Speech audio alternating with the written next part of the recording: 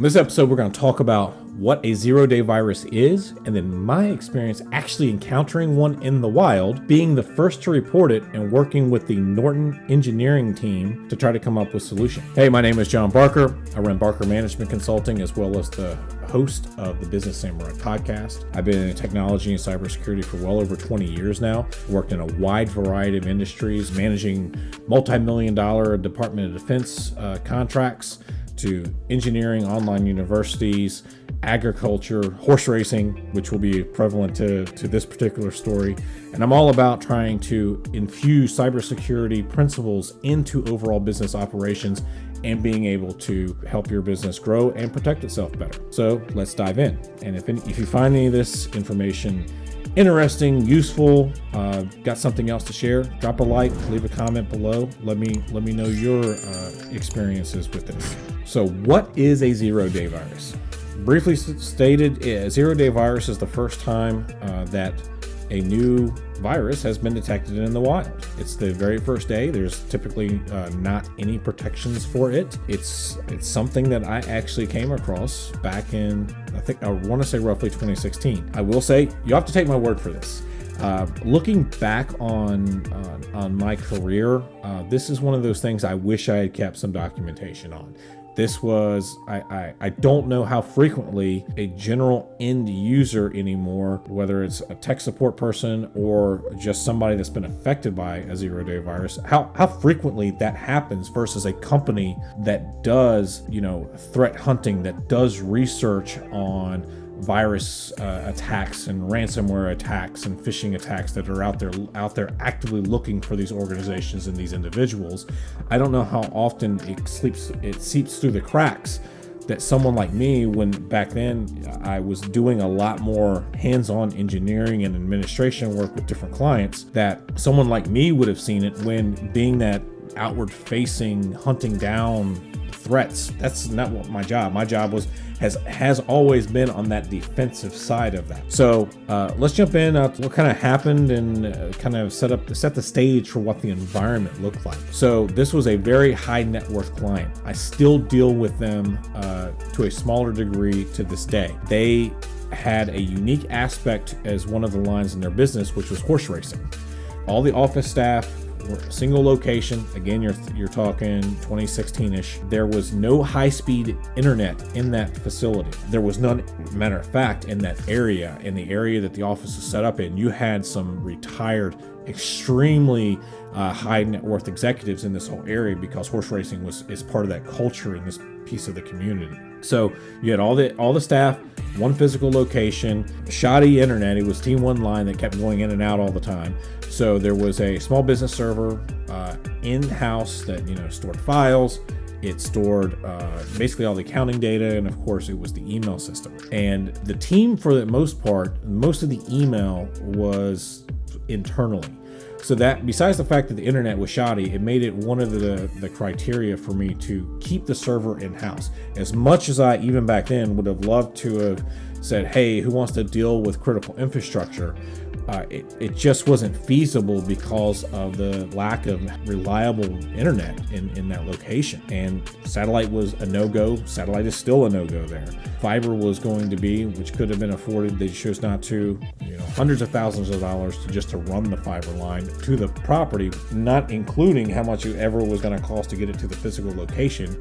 And you're talking, it was roughly 400 acres. So anyway, we've got the environment set up, and there was a new user coming in, and sure enough, got a phone call. All the files on her computer were locked out. Now, this was not one of what we see now with a lot of the ransomware attacks that kind of somebody's sitting inside of that, somebody does a phishing anything, and it propagates. In retrospect, I'm a little surprised because I was still dealing with other places really early in my career where, typically one of the first things that the virus or worm wants to do is to propagate the network. How fast can I spread myself with whatever somebody executed? In this particular case, did not happen. It stayed localized within the computer, and it was something she got through email. Exchange server now, I don't think is as much common unless you're probably in local government, some of the federal government. Obviously, I've seen the vulnerabilities that happened last year. I don't know if larger, your Fortune 100s deal with that. I mean, almost everybody now at this point uses Microsoft Office Online, Office 365, or Gmail for business. So, but back then when you had an on-premise Exchange server, you had to have the email filtering at that point. Inside the network that resided on it, and we use semantic mail security for Microsoft Exchange, which you see apparently has been bought by Broadcom since I've done it. I haven't done hands-on engineering work in years, but this was this is part of the semantic team back then. So it became one of those things that, how did this get through? And again, talking about this place had horse racing, had gambling. We had to open up a lot of things to the network that you don't see traditionally outside of other people that do horse racing, probably the large casinos. And at this point, at least in what I was doing, I don't remember that there was that many third parties where I could actually have redirected email into a third party filtering system external to the network and then bring it in-house. So we use semantic mail security loaded locally on the same machine as the Exchange server to do it work, and it had been fine. I've used it in multiple places before, but in this particular case got something that got through. So after having this happen, I'll be honest with you, I don't recall if we got the files back or not. Luckily at the time she was a new employee, there weren't a ton of things on her local computer that got locked out, and it didn't propagate to the network. I cannot recall that if we got it restored or not, but I took the offending file that she says she received and clicked on. They get a lot in this particular environment. They get a lot of very small partners that they deal with horse racing.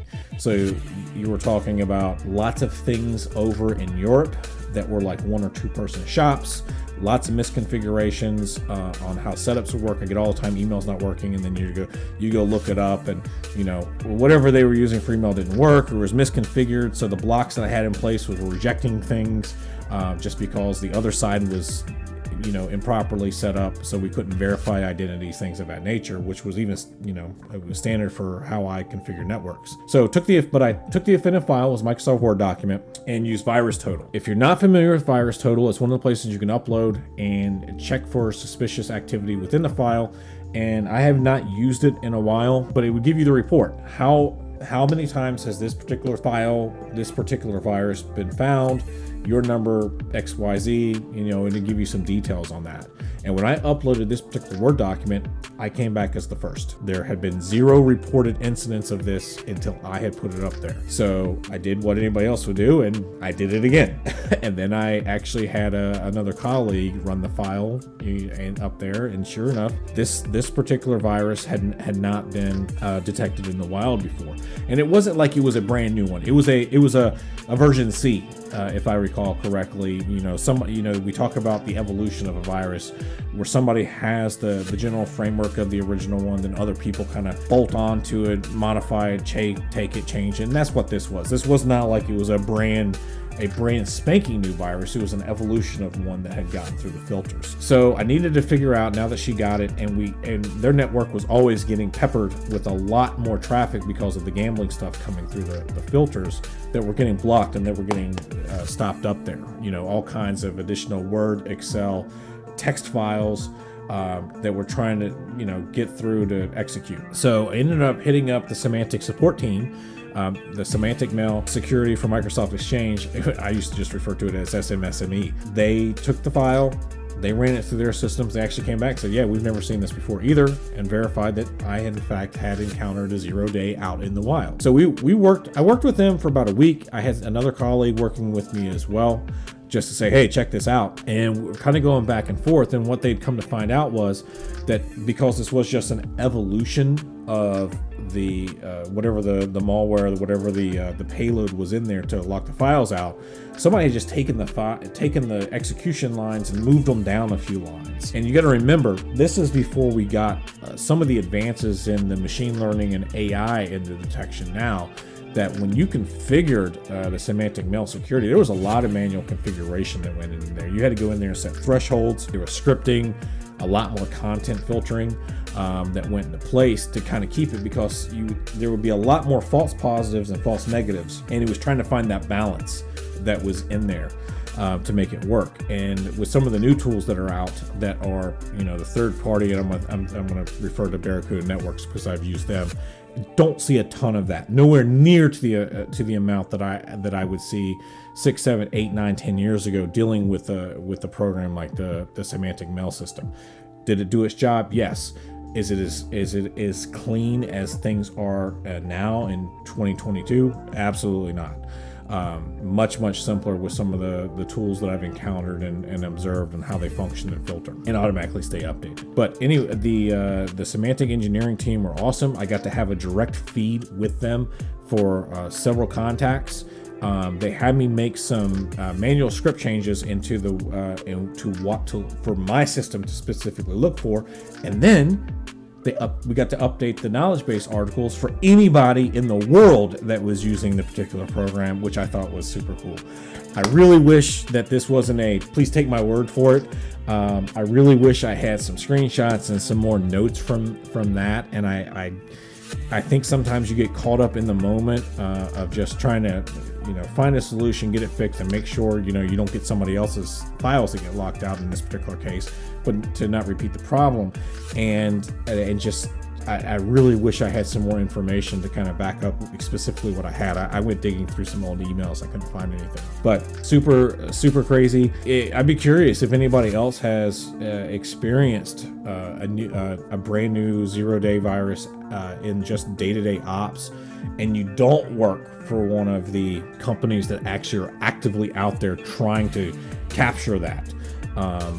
That I'd be very curious to see how prevalent that is, or at least was, a while back. Like I said, I don't do really hands-on, work anymore, but that was, to me, it was a unique experience. And if you found the contents of this video to be interesting, make sure to like, subscribe, leave a comment on if you had a similar experience or something new that you would like to see a new topic about.